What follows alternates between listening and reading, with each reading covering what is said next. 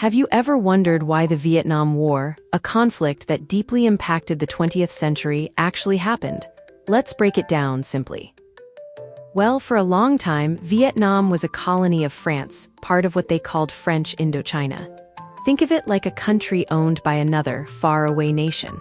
But like many people under colonial rule, the Vietnamese yearned for their freedom. This desire for independence was led by a charismatic figure named Ho Chi Minh. He and his movement, the Viet Minh, were not just fighting for independence. They were also communists, inspired by ideas from places like China and the Soviet Union. After a long struggle, the Vietnamese defeated the French in a major battle called Dien Bien Phu. This led to an agreement, temporarily dividing Vietnam into two parts, a communist north, led by Ho Chi Minh, and a non-communist south.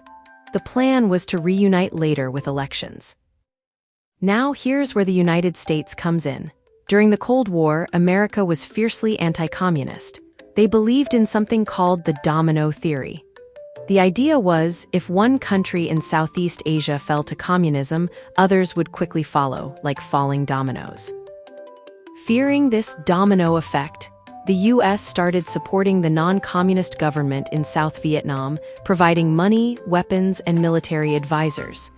They wanted to stop communism from spreading further. A key turning point was the Gulf of Tonkin incident in 1964, where U.S. ships allegedly came under attack. This event, though controversial, gave the U.S. a reason to escalate its involvement dramatically, leading to full-scale war. So, in essence, the Vietnam War happened because of a complex mix.